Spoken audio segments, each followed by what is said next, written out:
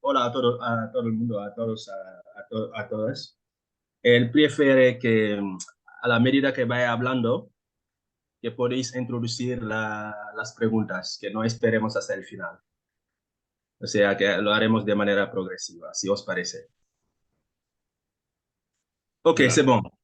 voilà. Donc, je voudrais saluer l'ensemble des participants et les remercier pour l'intérêt d'avoir initié cette conversation. Je suis très heureux également de retrouver mon ami Lola, que j'ai connu dans les années 90, au tout début des centres d'études africaines, avec tout le, tout l'enthousiasme de la communauté catalane pour les études africaines. Donc, pues en primer lugar, gracias a todos los participantes, las participantes de estar aquí y por el interés por este debate.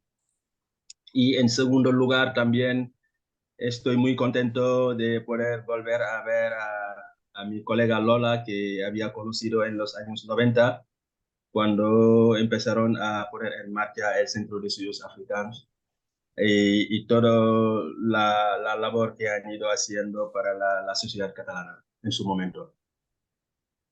Merci. Je crois que le thème que vous m'avez proposé et que j'ai formulé comme l'éclairage sur l'histoire de la communauté soninké en Afrique de l'Ouest.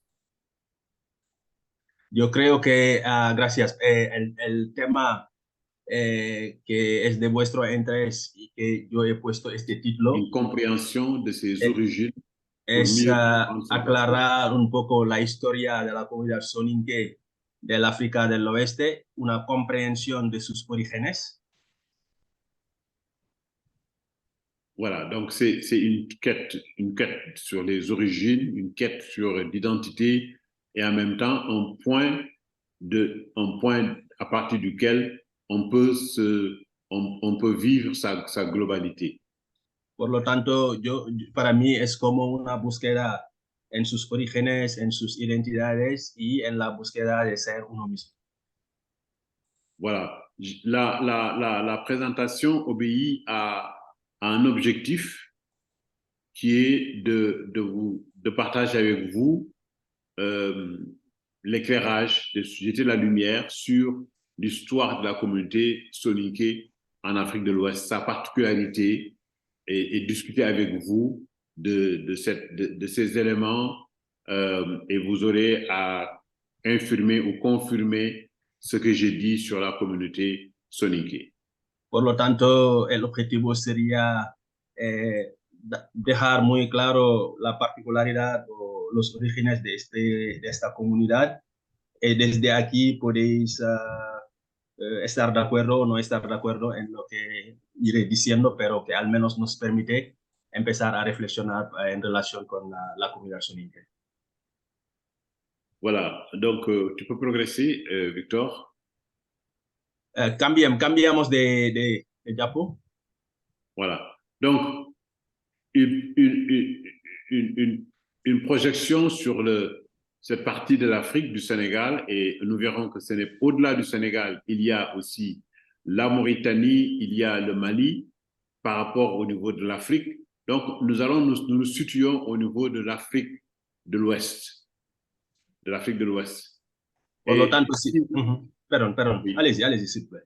Et si nous passons à la deuxième carte, nous allons voir que nous sommes au Sénégal, et au Sénégal, nous allons nous intéresser au fleuve Sénégal. Et dans cette partie du fleuve Sénégal, nous allons nous intéresser surtout ce qu'on appelle le haut fleuve Sénégal. Et dans cette partie du haut fleuve Sénégal, il y a à la fois la Mauritanie, le Mali et le Sénégal, qui sont les zones où nous allons situer davantage la communauté soninké. Nous verrons ça avec la carte plus précise. Por lo tanto, con el mapa que veis, nos vamos a interesarnos en toda la parte de África del Oeste, pero sobre todo en la parte del río Senegal, el alta del río Senegal. Aquí quiero decir los tres países que a mí me interesaría serían la Mauritania, Mali y Senegal, en este sentido. Voilà. Et je rappelais l'objectif l'objectif, c'est vraiment de vous donner un éclairage sur la communauté soninké à l'ère de la globalisation.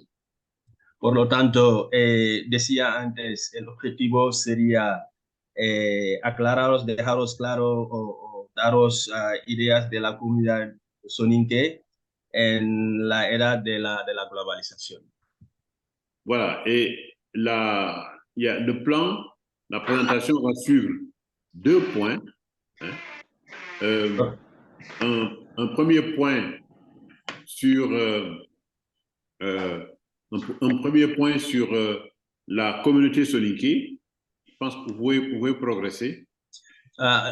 El otro ya y después volvemos. Voilà, sí. C'est ça.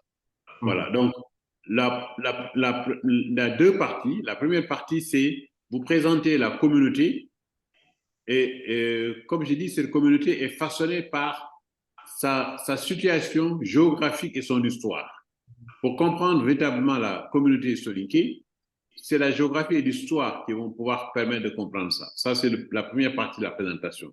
Vale, dans la deuxième partie, sí. Nous allons voir les soninké qui sont, pour moi, les pionniers et les champions de la migration en Afrique de l'Ouest.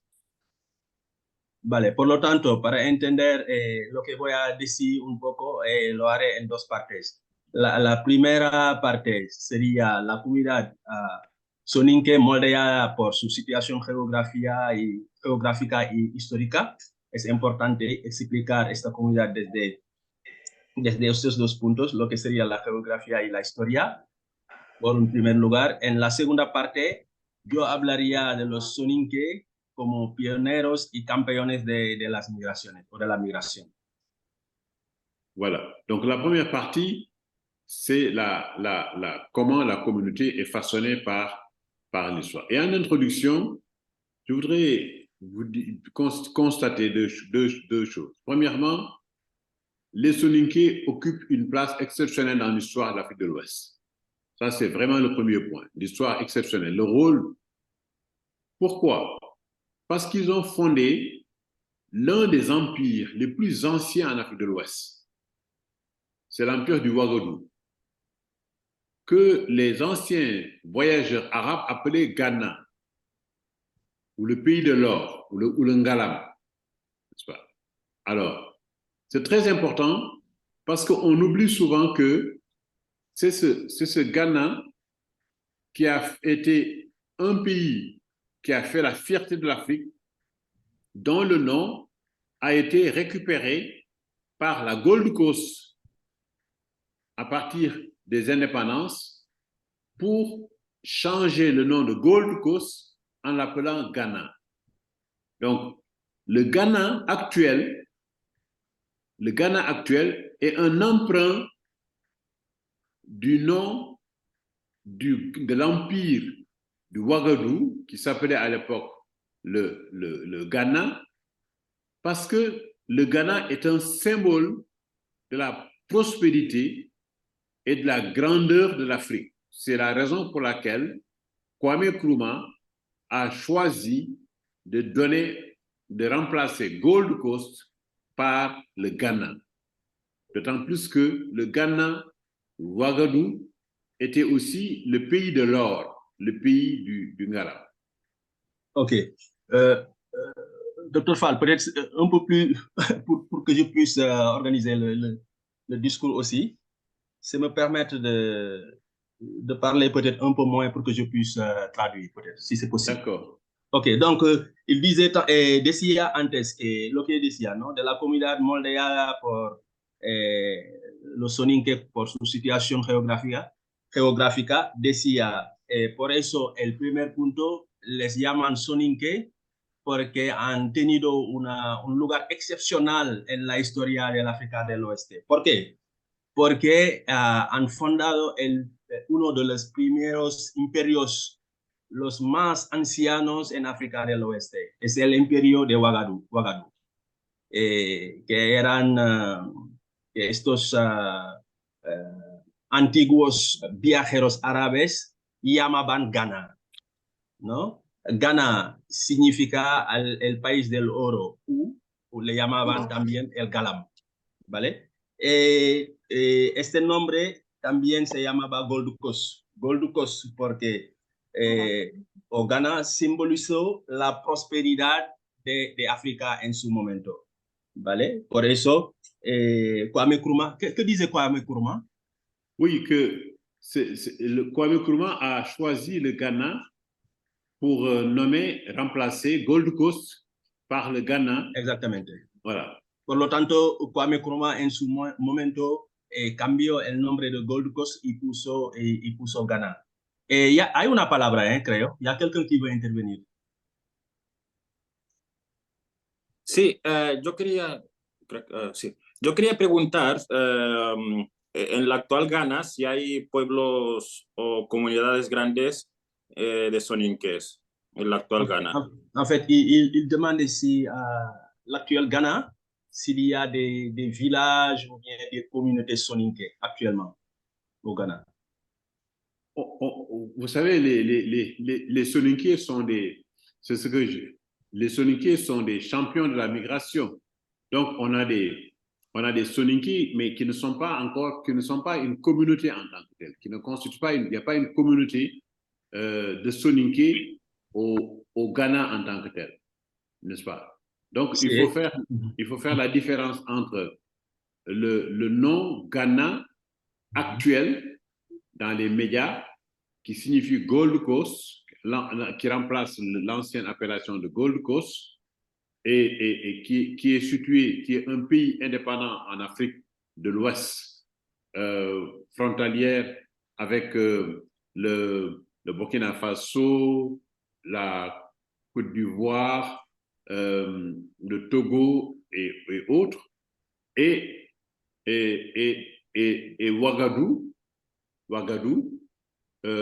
qui était l'empire du Ghana, connu dans l'empire du Ghana au 11e, 12e siècle, et qui a été un synonyme, un symbole de la prospérité et de la grandeur de l'Afrique passée.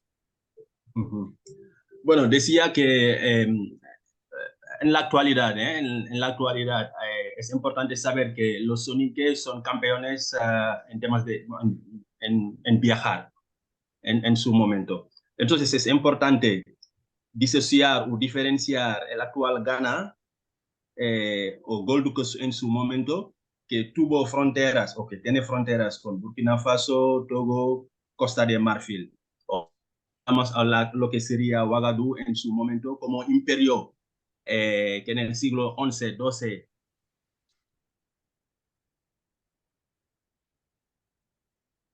Oui. Et le deuxième point qui caractérise cette ethnie, elle a une âme de voyageur. Elle est vraiment marquée par... Elle est au cœur, et c'est cette tradition de migration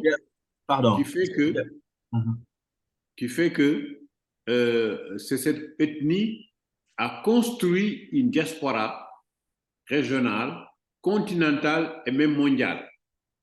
Tanto, en fait, el hecho que sean bien,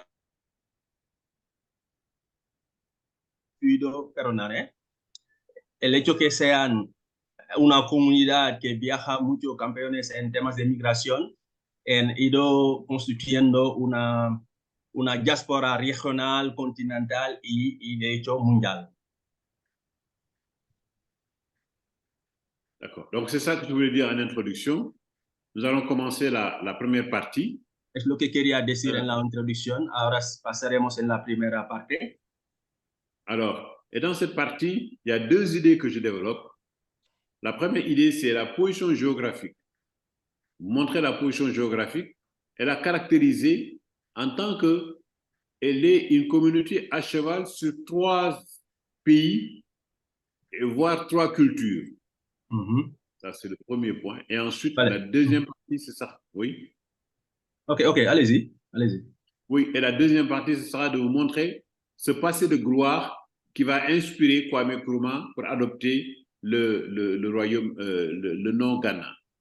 Vale, entonces ahora lo que decía, ¿no? La comunidad que está moldeada por su ubicación geográfica y su historia, me gustaría hablar aquí de dos puntos. La comunidad que está a caballo entre tres países y tres culturas, y también su pasado glorioso, el hecho de que, por lo que he llevado, de que Kwame Nkrumah cambió el nombre y puso el nombre de Ghana. Sí, de Gold Coast a Ghana. D'accord. Donc, le premier point, c'est quand on regarde la carte, on voit l'aire occupée par les Soninké.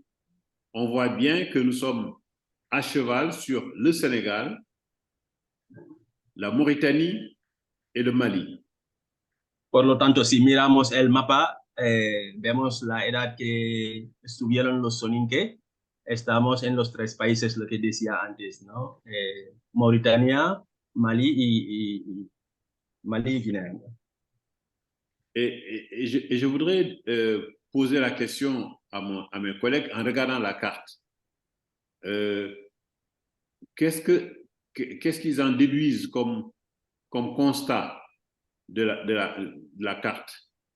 Por lo tanto, ahora me gustaría communauté. preguntaros, cuando miréis el mapa, ¿qué estáis contestando? ¿Qué estáis notando? ¿Qué os transmite este mapa?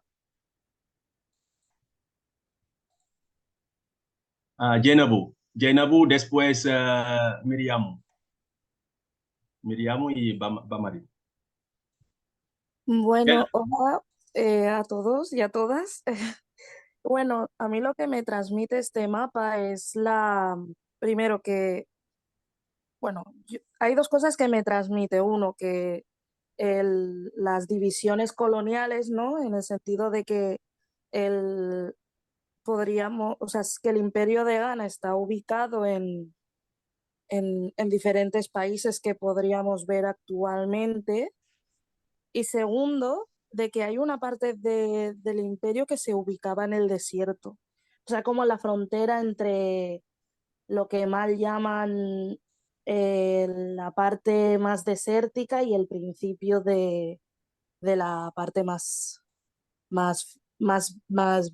sea, más frondosa, ¿no? En términos de selva, por así decirlo. Eso es lo que me transmite. Donc A mí voilà, lo son que- constat. Allez-y, perdón. Oui. Jenabu, perdón, ¿eh? No, no, no. Non, en fait, elle disait son constat, c'est la division coloniale. Oui. En plus, aussi, il y a une partie du pays qui est sur le désert, plus ou moins. Oui, oui, d'accord. Il y a deux interventions. Oui, je les écoute. S'il vous plaît, Miriam. No, soy Bamari. Bamari, Sí, yo la lectura que hago o al ver dónde se ubicaban los antiguos soninques, está que el asentamiento está muy envuelta por el río que está, bueno, veo que hay un río y eso, que el asentamiento está muy ubicado en el río, por la proximidad del agua y todo eso, es la lectura que hago. Que antiguamente los pueblos se asentaban mucho alrededor del agua. En fait, son constat, il disait tantôt que ce qui l'attire un peu, c'est plus ou moins le fleuve. Le fleuve, parce qu'il dit que avant les peuples peut-être, en fait, essaient de trouver une zone où il y a de l'eau. Il y a une troisième intervention. Oui. Aïssetou, s'il vous plaît. Aïssetou, por favor.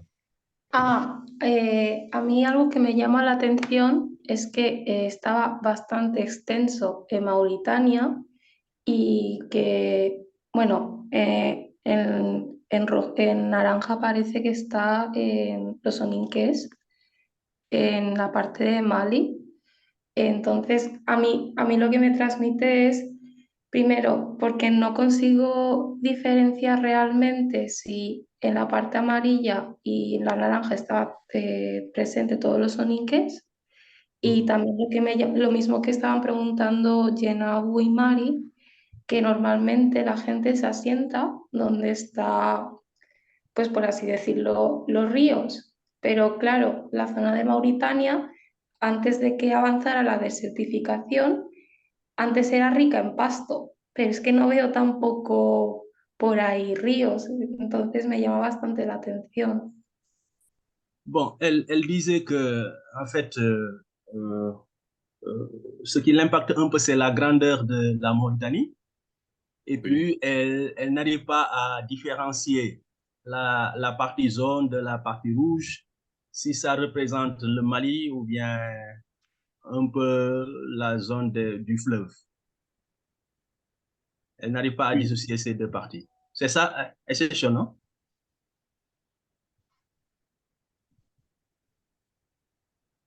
Oui. D'abord, merci pour ces observations et c'est très intéressant ce que vous avez constaté. Nous avons le fleuve. Vous voyez, le fleuve, normalement, quand on regarde le fleuve Sénégal, il y a un fleuve, c'est ça, de la source, la partie où la source, le Sénégal puise sa source en Guinée. La partie qui est la plus proche de la source, c'est ce qu'on appelle le Haut Sénégal. Ensuite, la partie qui est au milieu, ce qu'on appelle le moyen fleuve. Et ensuite, il y a le delta qui va vers l'embouchure.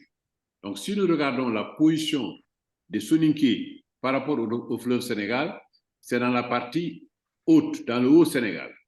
Ça, c'est le premier constat du point de vue de la nature, du point de vue naturel. Vas-y. Gracias por las observaciones, pero si miramos, es importante referirnos en lo que sería las fuentes del río. No, en este caso sería el Alto Senegal, la zona más de arriba, ¿vale? Donde nace este río hacia abajo, lo que constituye el río. Alors, maintenant, el río Senegal, les Soninké sont plus anciens que les États actuels. C'est ça qui est intéressant. Por lo tanto, es importante resaltar que los Soninké son mucho más ancianos que los estados actuales. Donc, les Soninké ont existé avant la Mauritanie, avant le Sénégal et avant le Mali actuel. Por lo tanto, los Soninké han existido antes del Sénégal actual, de la Mauritania actual y del Mali actual.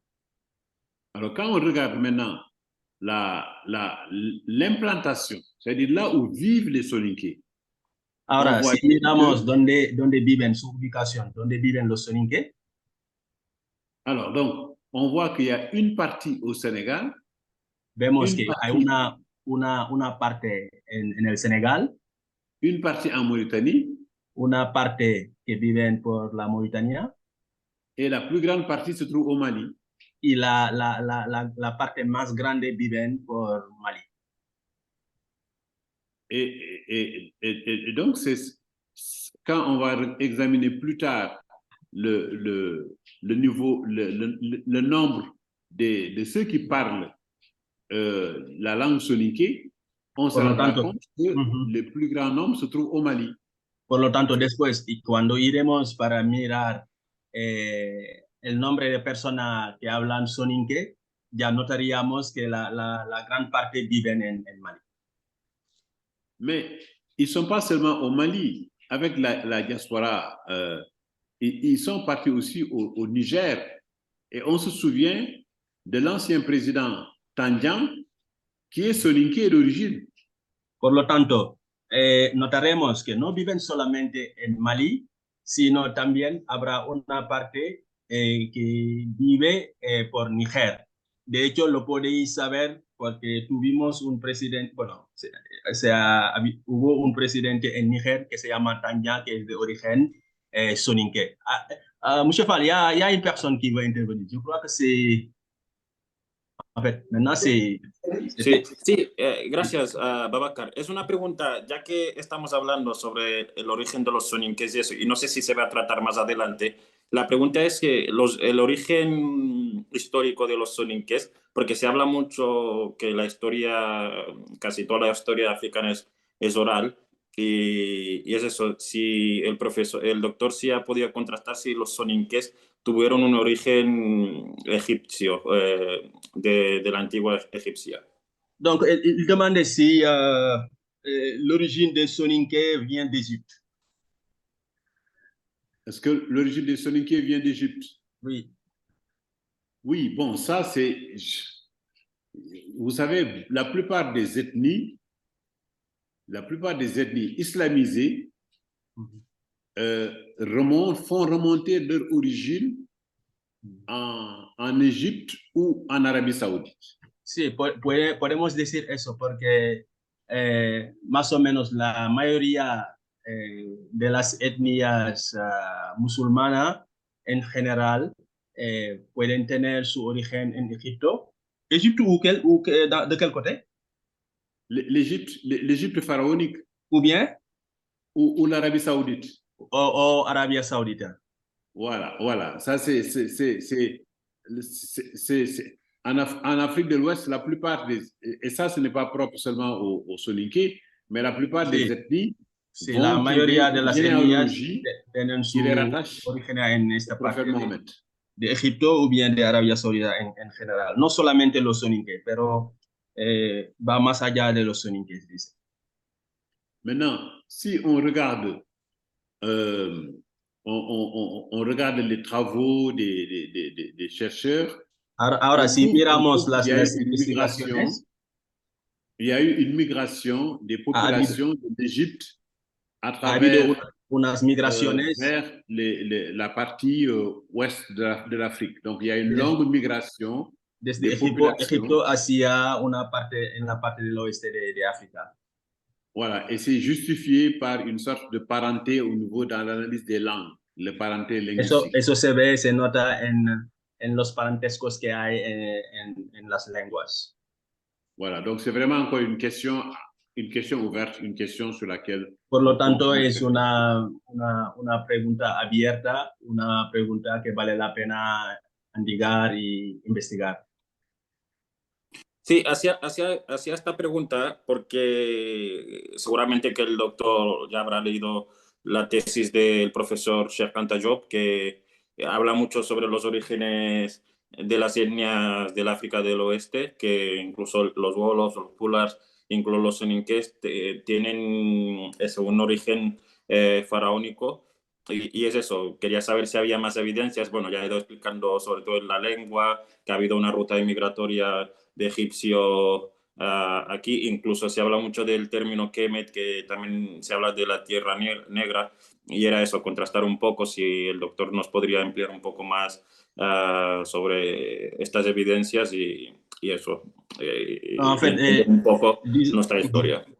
Disait un peu, en fait, il faisait référence à la thèse de Cheikh Anta Diop par rapport à cela quand Cheikh Anta parlait un peu de la terre nègre de Kémit. En fait, quand il parlait des langues, comme aussi des ethnies Wolof, Pulaar et les autres ethnies, faisant référence de l'origine de ces ethnies d'Égypte. C'est seulement pour que vous puissiez les donner beaucoup plus d'éléments ou bien d'arguments en relation avec l'origine des Soninké d'Égypte. Oui, je connais bien les travaux de Cheikh Anta et je fais référence à ça pour vous dire qu'il y a eu effectivement une migration des populations de l'Égypte vers les parties de l'Afrique de l'Ouest et de l'Est. Sí, conozco realmente la tesis de Cheikh Anta que habla de eso, por eso ya le he leído y lo entiendo muy bien. Por eso decía las migraciones que han habido desde el norte hacia la parte del oeste. Et aujourd'hui, les recherches se poursuivent à partir des affinités linguistiques. Pero hoy en día las investigaciones siguen también en toda la parte de la lingüística. Voilà, mais c'est encore une question ouverte. Pero está siendo también una pregunta muy abierta de investigación también. Voilà, merci. Y a quelqu'un d'autre qui a levé la main. Je crois que c'est Aïssatou. Por favor.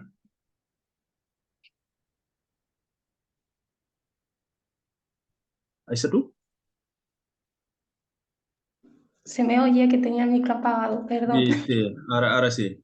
Vale, yo es que tengo una duda, igual esto ya es más traerlo a la actualidad que ver los orígenes históricos, porque lo digo que los soninques es una etnia bastante antigua, pero, pero por ejemplo, con la propia estructura social soninque, al menos en los Ñagamala, lo digo en parte por mi caso, porque tengo una parte de mi familia que es soninque y otra parte de mi familia que es yaganque.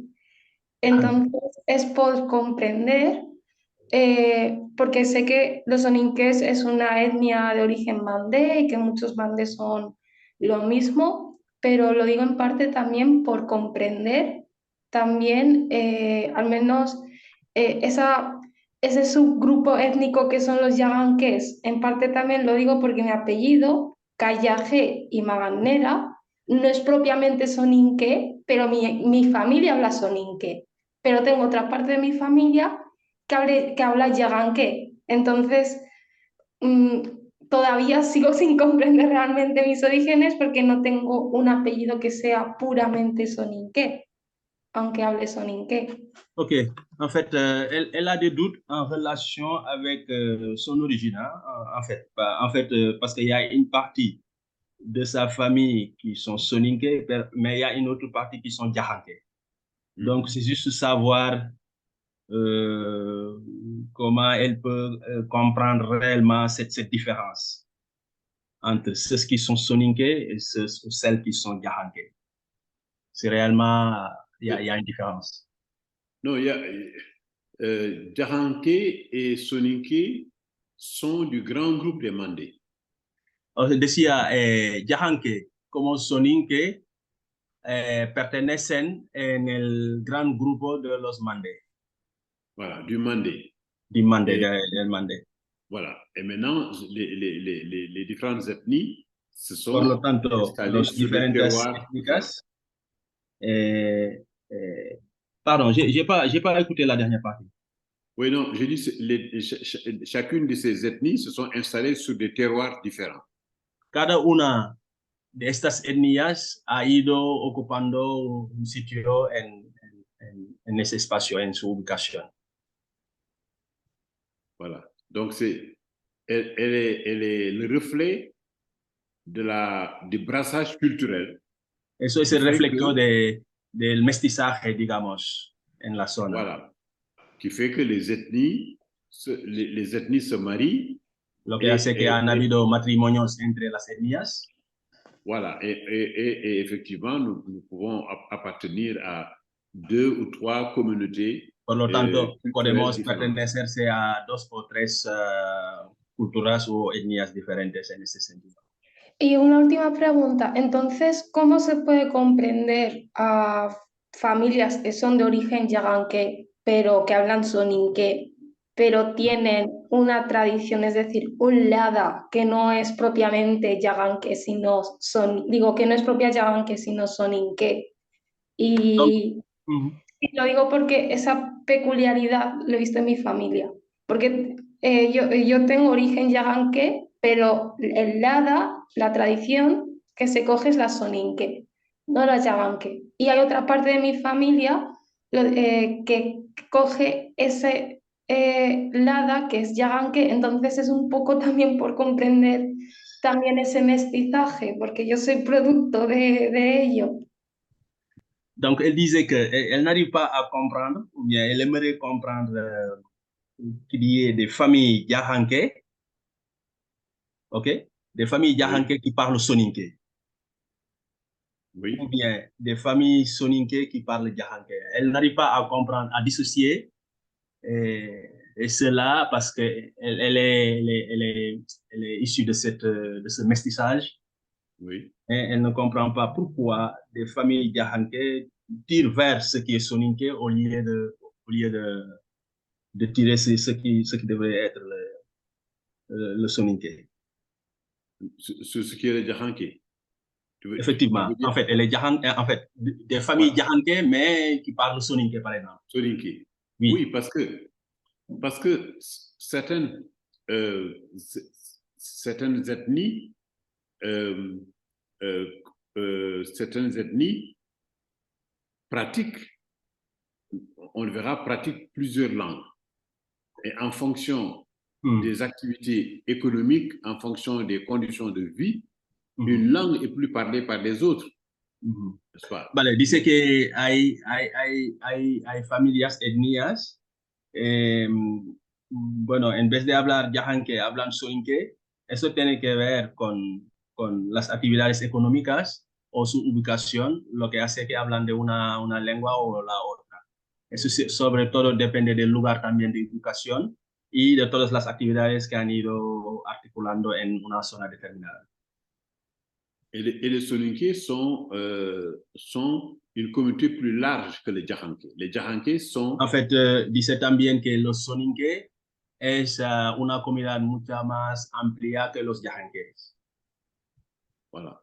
Et ça joue beaucoup. Par exemple, nous savons que les Djahanké sont connus aussi comme, se sont islamisés assez tôt, mais ce sont les Soninké qui ont été les premiers islamisés. Et souvent, ce sont les Soninké qui ont enseigné le Coran aux Djahanké. Por lo tanto, sabemos que los Djahanqué abrazaron el Islam en un momento dado, pero los Soninké hicieron eso mucho más antes. Y de hecho, los Soninké son los maestros de los Djahanqué en relación con la islamización. Et on verra plus tard, quand je vais aborder la partie des langues, on va voir que les Soninké sont déjà bilingues, voire trilingues. Por lo tanto, cuando hablaremos de las lenguas, ya veremos que los Soninké hablan más de 3 lenguas, o 2 lenguas o 3, cuando vamos a hablar de eso después. Et c'est un trait culturel aussi pour les minorités d'apprendre la langue d'autres ethnies pour des raisons pratiques. Por lo tanto, también las minorías culturales aprenden por cuestiones prácticas las lenguas de las otras etnias, que les puede salir en este sentido de manera práctica. C'est comme au Sénégal, le Wolof est parlé par les Soninké, les Djahanké, les Diola, parce que c'est la langue, c'est la lingua franca. Por lo tanto, es como en Senegal, el Wolof está hablado por los Diola, los Soninké, los Djahanké, es la lengua que es la más hablada. Si tu vas en Mauritanie, les Soninké parlent Hassania. Por ejemplo, si ves en Mauritania, los Soninké hablan Hassania. Si tu vas au Mali, ils apprennent et ils parlent le Bambara. En Mali hablan Bambara. Aprenden y hablan Bambara. Donc, c'est ça, c'est cette richesse. C'est cette richesse dans l'apprentissage des langues et des cultures qui fait qu'il y a un brassage culturel et un métissage entre les communautés. Eso es la riqueza en el aprendizaje de las lenguas que hace estos intercambios, este mestizaje entre estas culturas. Ok. Donc, j'ai illustré les Soninké qui sont à cheval sur les trois pays. Hein? Por lo tanto, he hablado antes de los Soninké que están a caballo entre estos 3 países. Voilà. Et si on regarde bien cette carte, je vous avais dit c'est la haute vallée du fleuve Sénégal, Ensuite, si nous regardons du côté du Mali, c'est la zone de Yelimale, de Niaré. Por lo tanto, si miramos el mapa que decía, ¿no? El Alta Río de Senegal, ya veis una parte, y la parte de abajo del Mali. También en Mauritanie, c'est la zone de Kaedi, Selibabi. Bueno, la zona de Kaedi, Selibabi en Mauritania. Et au Sénégal, c'est la zone de Bakel, hein, après Tambacounda, à l'est de Tambacounda. Es la zona de Bakel, en el este de Tambacounda. Voilà. Donc, c'est cette position à cheval sur les 3 pays. Por lo tanto, es lo que decía, ¿no? Están a caballo entre estos 3 países. Voilà. Eso es. On peut progresser? Podemos cambiar de diapo, por favor. Voilà. Alors, ce qui est aussi un trait important, j'ai comparé la communauté alpulaar que l'on retrouve sur plusieurs pays, comme les Soninké, parce que les alpulaar se retrouvent sur la bande sahélienne du Sénégal, de la vallée du fleuve Sénégal, à l'Adamawa, au Cameroun, n'est-ce pas? He hecho una comparación con los Soninké con los alpulaar también, para que veáis así también la zona que ocupan. En la zona del Valle de Senegal, del Adamawa. Au Niger, au Cameroun, au Niger también, en Camerún también están, Nigeria también están. Et on les appelle toujours alpulaar. Y les llaman siempre alpulaar. Mais dans le cas des Soninké, ce qui est intéressant, c'est de voir que les ethnies sont appelées différemment selon les ethnies et selon les ethnies et les cultures. En el caso de los Soninké, se les llaman de manera diferente según la etnia, según la cultura. Voilà. Et on progresse. Les Soninké sont appelés par les Wolofs les Sarakolé.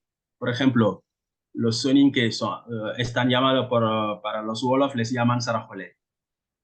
Alors, en Bambara, c'est les Marca ou les Maraka. En Bambara les llaman Marca o Maraca. En Sonrai, on les appelle les Wakore. En Sonrai tienen el nombre de Wakore. Et les Peuls les appellent les Sebe ou les Tchedo. Los Peuls les llaman Sebe o Tchedo. Et en arabe, on les appelle les Azwanek. Y los árabes les llaman Azwanek. Alors, donc, l'ethnie Soninké, à ma connaissance, est la seule ethnie qui est appelée différemment selon les cultures, selon les pays, selon les zones où on trouve cette communauté. Por lo tanto, según lo que sé, los Soninké es la única etnia que tienen nombres según el lugar, según la cultura, según el espacio donde viven. Cela veut dire que c'est une communauté qui se fait distinguer. Por lo tanto, es como una especificidad que tienen esta etnia. Et comme elle se fait distinguer, forcément, il faut lui trouver un nom. Por lo tanto, como que tiene esta especificidad o esta particularidad, siempre se tendrán que buscarle un nombre. En tout cas, c'est moi l'explication c'est mon explication. Es la explicación que... Il peut y avoir d'autres explications. Puede haber otras explicaciones, pero yo me quedo con esta explicación, con esta visión o opinión. Oui, on peut progresser. Podemos pasar, por favor, sí. Voilà. Alors, donc, on a montré la position géographique de la communauté. Por lo tanto, tenemos la posición, su ubicación geográfica. Ahora hablaríamos de alors, su pase glorioso. Les Soninké, ce sont eux les fondateurs des premiers grands empires soudanais, comme je l'ai dit au début, le Ghana, le fameux pays de l'or, et les historiens et géographes arabes, Al-Yaqoubi, mentionnent cela dès le 9e siècle. Vale, como podéis ver, en su pasado glorioso, los Soninké han sido los fundadores de uno de los primeros imperios más importantes, el imperio de Sudán, se llama Ghana, lo que llamaba antes en mi introducción el famoso país del oro. Y eso hay un pensador, un historiador, Al-Yaqoubi, que lo mencionaba en el siglo IX. Vas-y. Pasamos, por favor. Voilà. Alors, donc, cela veut dire que si on les mentionne dès le 9e siècle, mais avant, les chroniques montrent que entre le 7e et le 13e siècle, c'est la période de grand rayonnement du royaume soninké. Por lo tanto, como se ve, también han tenido un éxito muy importante en su pasado, durante el siglo VII, XIII. Eso se enseña también en su pasado glorioso. C'est la langue soninké qui est parlée dans le royaume du Ouagadougou. Et on sait que ce royaume du Ouagadougou a existé avant l'empire mandingue fondé par Soundiata Keïta. Por lo Nous tanto, avons l'empire de Ouagadougou. como veis, tenían una lengua en este este imperio que se llama Ouagadougou, que ha sido un reinado fundado antes del imperio mandé que fundó Soundiata Keïta. Voilà. Et quand on regarde les chroniques arabes, c'est ce royaume du Ouagadougou qui est appelé le royaume du Ghana. Por lo tanto, si miramos los archivos con los viajeros árabes, este imperio de Ouagadougou se llamaba también Ghana. Il y a une personne qui a la main levée. Jenna, s'il vous plaît. Sí, Jenna, por favor. Vale. Que te he visto que me estabas hablando en francés y yo... No, lo siento. No te preocupes. Me ha parecido muy interesante esto que estabas comentando, porque ya los árabes, no sé si son árabes, si son amazighs en el norte, pero que me ha parecido interesante que ya lo mencionarais. Espera, que voy a cerrar la puerta, porque madre está bien. En fait, elle disait que c'est intéressant ce que vous venez de dire, mais en fait, elle disait si ce sont des Arabes ou bien des Amazighs. O sea, sí que me parece interesante de que ya no es solo que las personas del África del Oeste supieran de la existencia del soninke, que incluso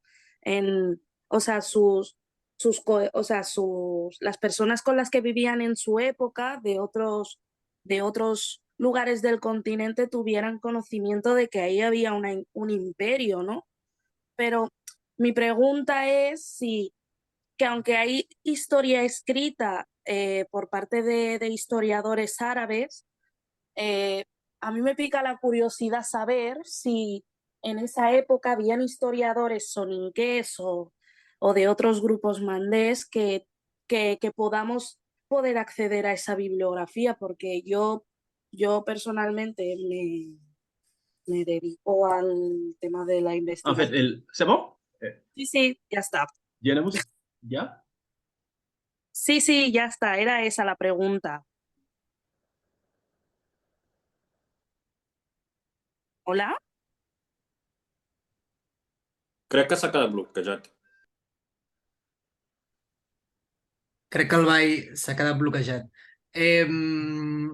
Doctor Fall, Genabu, la cuestión de Genabu tiene relación avec si c'est possible que tu puedas recommander bibliographie en relación Pardon. a la... D'accord, Babacar. Donc, he perdido una parte, pero le voy a decir, Víctor, si queda, puedes añadir, por favor.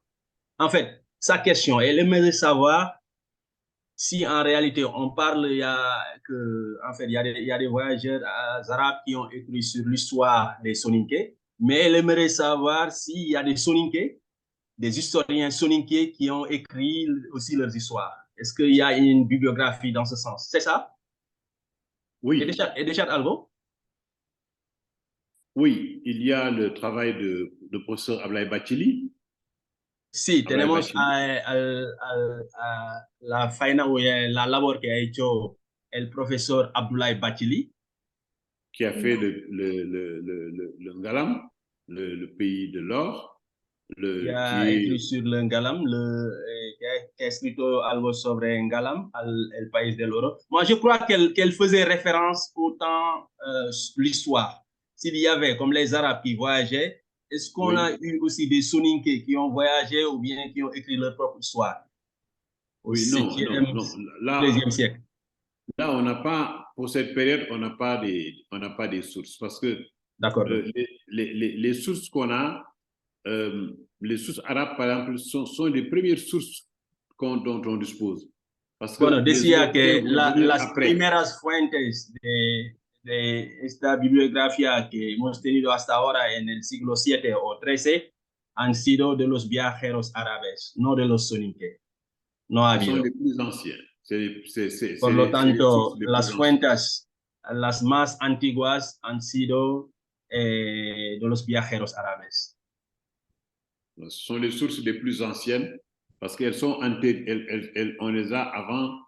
Les sources européennes vont venir à partir du 14e, 15e siècle. Por lo tanto, las fuentes más antiguas son del siglo VII y XIII, y después tendremos otras fuentes después, fuentes europeas, que vendrán a partir del siglo XIV. Voilà, parce que ce sont les Arabes qui ont suivi le commerce transsaharien et qui ont traversé le Sahara et qui sont venus qui sont venus au Ghana. Porque en su momento son los viajeros árabes que hicieron el comercio transsahariano hasta llegar en Ghana. Voilà, et qui ont laissé des chroniques. Y que han dejado sus crónicas en su momento. Y ya en cuestión. Oui. Turay. Sí, gracias, Babacar. A mí me gustaría preguntar, ¿eso quiere decir que los soninques no tuvieron una escritura propia en su tiempo? Ok, en fait, il demandait en fait si réellement donc durant ces siècles, durant cette partie de l'histoire, les soninké n'avaient pas d'écriture. Non, on n'a pas de traces d'écriture. Sí, dice que no hay trazas de escritura en su momento. C'est après qu'on va transcrire les langues. Sí, es después que hubo una transcripción de las lenguas. Et on les transcrit en utilisant soit les caractères arabes, soit les caractères latins, les caractères. La transcripción se hizo latino. con como el árabe o el latino en su momento, después. Mais on peut voir que dès je vous le dirais, dès le 9e siècle, avec l'islamisation des soninké, les soninké vont commencer à écrire la langue en utilisant les caractères arabes. Por lo tanto, podemos decir que a partir del siglo IX, los soninques empezaron a escribir con la lengua árabe, la transcripción con la lengua árabe.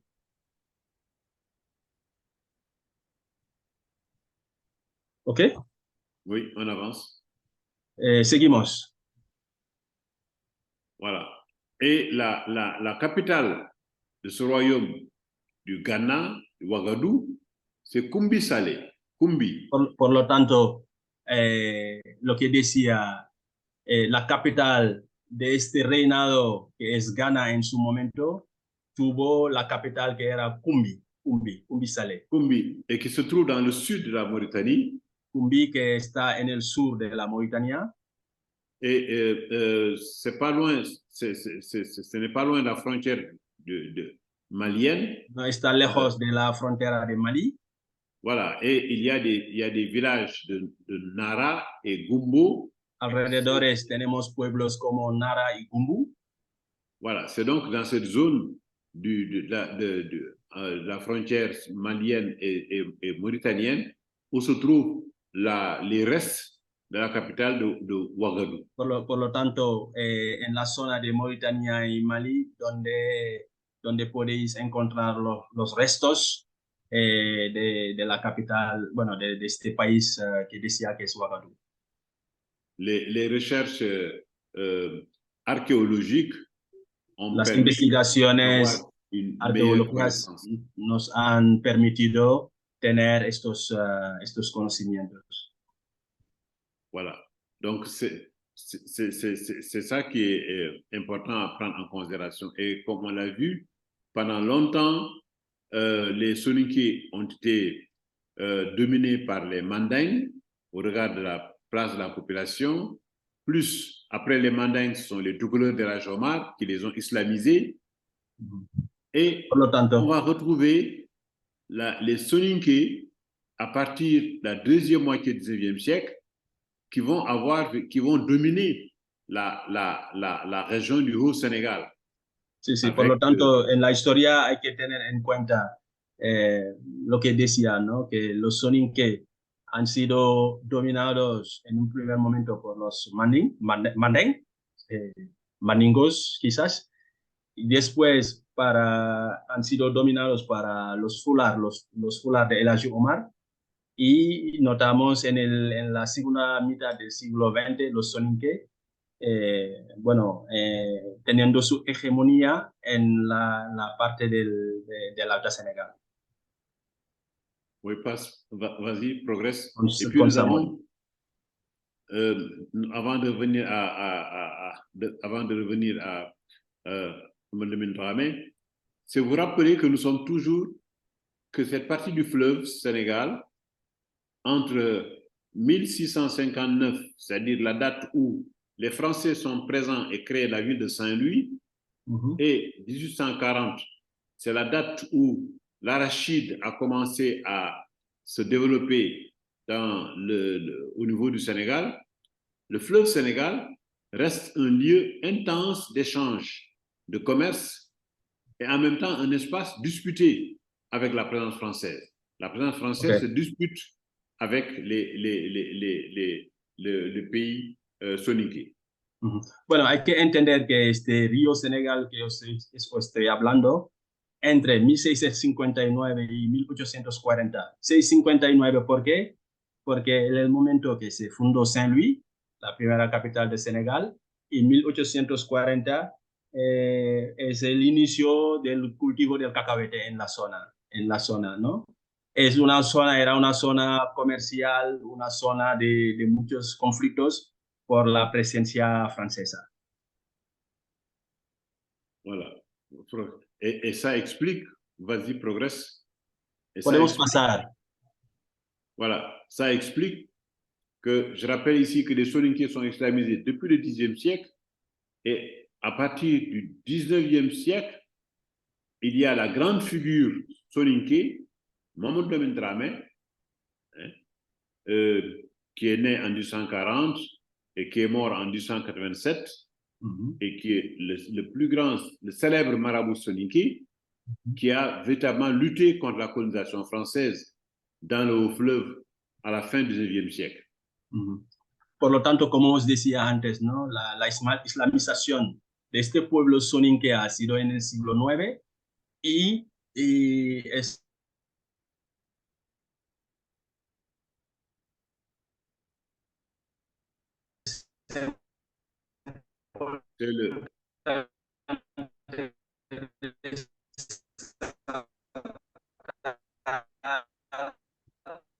Vai, ara tens la connexió una mica lenta. Ahora sí. Ara sí. ¿Se me oye? Sí. Sí, en la parte del río Senegal, ¿no? Donde en el siglo XIX Mamadou Lamine Dramé se enfrentó con los franceses. Voilà. Donc, tout comme El Hadji Omar, Mamadou Lamine Dramé a dirigé la révolte dans une période importante, parce que c'est la période où le colonialisme s'installe et les conséquences introduites par la colonisation, c'est l'appauvrissement des cultivateurs. Bueno, aquí podéis notar que Mamadou Lamine Dramé, como figura que dirigió esta revuelta tan importante en un momento de auge económico, y un auge económico que estaba empobreciendo a los campesinos. Sí, hay una palabra, Touré. Sí, bueno, no soy Touré. Es mi question, pareja. Sí, no es una pregunta, es un aporte. Sí, que mi familia, yo... Dime tu nombre, perdón, ¿eh? Es Bamari o Mari. El nombre. Sí. Bamari. Sí. que mi familia, yo vengo, soy Dramé, y mi familia siempre habla de Mohamed Lamine Dramé, y que es un familiar muy, muy lejano, y siempre hablan de él que fue uno de los que luchó contra la ocupación colonial en Senegal. Y incluso hablaba mucho de la traición que tuvo con compañeros soninques que le traicionaron y por eso lo mataron y, bueno, lo asesinaron. Y solo quería hacer este aporte que mi familia habla mucho de Mohamed Lamine Dramé. En fait, il disait que, en fait, il s'appelle Bamari, il est de la famille des Dramé.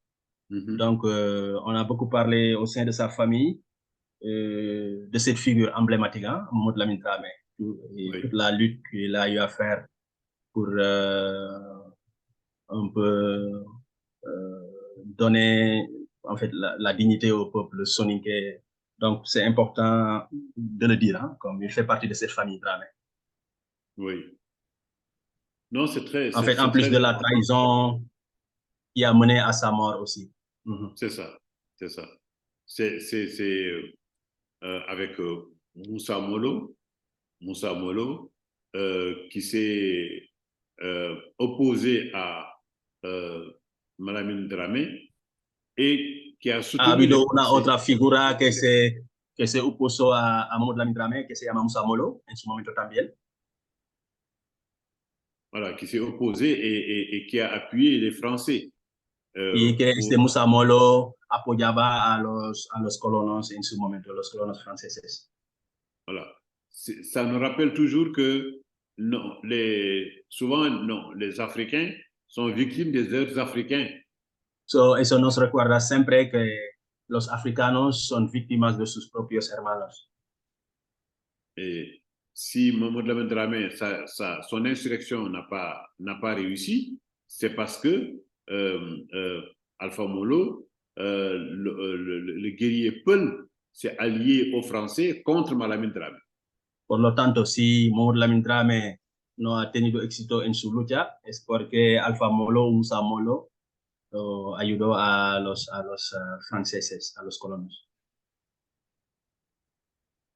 Je crois que c'est une leçon d'histoire que nous devons tirer là-dessus. Creo que es una lección de historia que aprendemos desde este relato.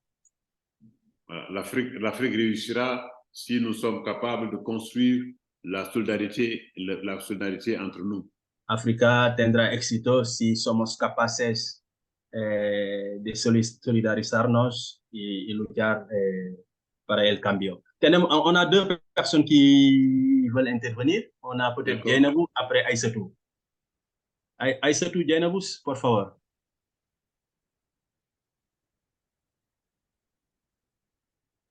¿Iba antes Yenabo o iba antes yo? No lo sé, no, es que no lo tenía controlado. Vale. Adelante y luego hablará ella, no pasa nada. Vale, yo es que es por comprender nuestra propia estratificación social, la propia estructura social soninké, porque yo sí que tengo constancia de que el origen de que estemos estratificados por jores, tagues, garanques, comes, tiene orígenes por el pasado del imperio. Pero es que lo digo en parte también porque entre los garanques están los ñagamalas y los ñagamalas es un estrato social que se encuentra en muchas etnias de lengua mandé. Como estaba explicando en un principio también el mestizaje del que yo provengo, para empezar. Primero, claro que esa propia estructura social es un problema también actual que hace que sea bastante difícil que nos unifiquemos entre soninques y que es un problema pues, incluso en la vida cotidiana en sí. Pero un poco por comprender eso y también los nombres de familia, los apellidos. La pregunta es esa, no sé si lo he dicho de En fait, je manera... crois que le professeur a bien compris. En fait, elle demandait surtout les structures sociales, un peu la classification des noms de famille. Oui, C'est oui. bon? plus ou moins, et puis la complexité des noms de famille, de tout ce qui est structure sociale au sein, ou bien la classification OD au sein des Soninké. Elle parlait tantôt de différents noms. Nyamanké, en fait, la famille Manding, cette grande famille, elle aimerait comprendre, en fait, la structure sociale un peu, si c'est possible. Oui, vous savez, comme toutes les autres sociétés en Afrique de l'Ouest, il y a Como une todas las hiérarchie sociale. sociedades, como Il y a une en hiérarchie África del Oeste, sociale. hay una estructura social. Il y a une hiérarchie sociale avec Hay una les jerarquización classes social. supérieures qui sont les nobles. Hay diferentes categorías, la nobleza. Les autres catégories qui sont généralement les hommes libres. Otras categorías, aquí entran las personas libres. Et vous avez aussi ceux qui sont les esclaves. Tenemos también los esclavos. Voilà, les esclaves. Et généralement, les esclaves appartiennent à ceux qui dirigent la société. Por lo tanto, también este paso de los esclavos pertenecen a la nobleza o a las personas que dirigen la sociedad. Et à côté de cette noblesse, vous avez aussi la noblesse par le savoir. Parce que también al lado de esta nobleza hay una nobleza por conocimiento, por saberes. Voilà, ceux qui ont les marabouts font partie de cette catégorie. Por ejemplo, aquí podemos nombrar el caso de los marabouts.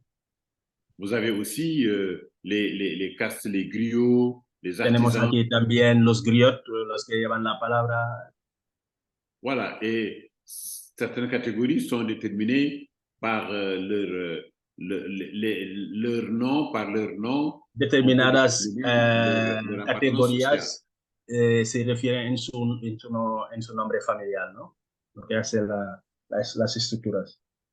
Et je vais vous montrer dans la deuxième partie que voy a enseñaros en la segunda parte. Dans la deuxième partie, je vais vous montrer que ce sont les esclaves qui sont les premiers qui vont partir dans l'immigration pour chercher des revenus pour racheter leur liberté. Por lo tanto, aquí os explicaré que los esclavos hicieron las primeras migraciones para pagar, para pagar el precio de su libertad, digamos. De acuerdo. Jenabu.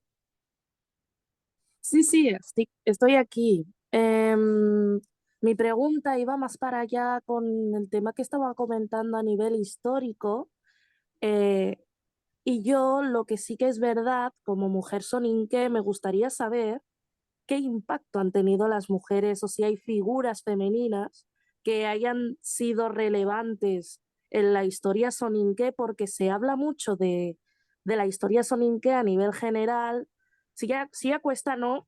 Que la historia soninké en sí la podamos conocer, porque no es por nada, pero que toda nuestra bibliografía esté escrita por relatos coloniales o por personas que no formaban parte de nuestro entorno más inmediato, también dice mucho, ¿no? Pero yo quisiera saber si pudieras mencionarnos alguna figura femenina que hubiera tenido impacto y que fuera una mujer soninké, porque creo que también es importante visibilizar eso, ¿no? Entonces, no sé si tú, Babacar Fall, como historiador, has podido conocer a mujeres soninques que hayan luchado contra la colonización, o que hayan sido reinas, o que hayan sido estudiosas, no sé. En fait, sa question, hein, plus ou moins, elle demande comme femme soninké, elle aimerait savoir s'il y a des femmes soninké qui ont marqué l'histoire, étant des reines ou bien si elles ont lutté contre la colonisation, mais au moins qu'on ait des références, parce que toujours la biographie qu'elle a entre ses mains, on n'a pas de référence sur des femmes soninké. Si réellement il y a des femmes soninké qui ont marqué l'histoire. Oui, ça c'est encore un vide dans l'historiographie parce que jusqu'à présent, Eso también es un vacío en la biografía, en la historia. elle a raison de constater que pour l'essentiel, on met l'accent que sur les Tienes hommes. razón que siempre se pone el acento o se pone énfasis entre los hombres y no en las mujeres. Mais je vais chercher moi-même, je vais regarder. Pero voy a buscar. Probablement dans le livre de Bachili, on doit pouvoir trouver des traces. Probablemente en el libro del profesor Bachali puede ser que hayan algo relatado sobre eso.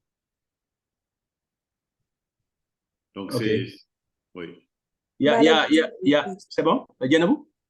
Sí, era simplemente eso porque como ya has comentado tú,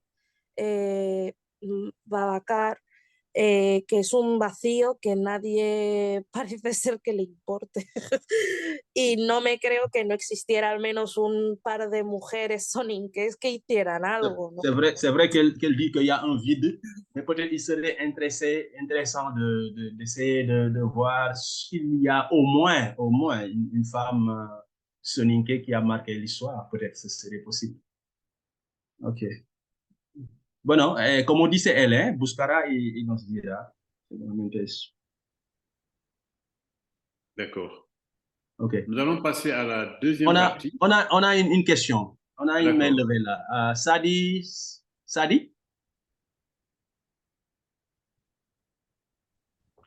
Sí, hola, buenas.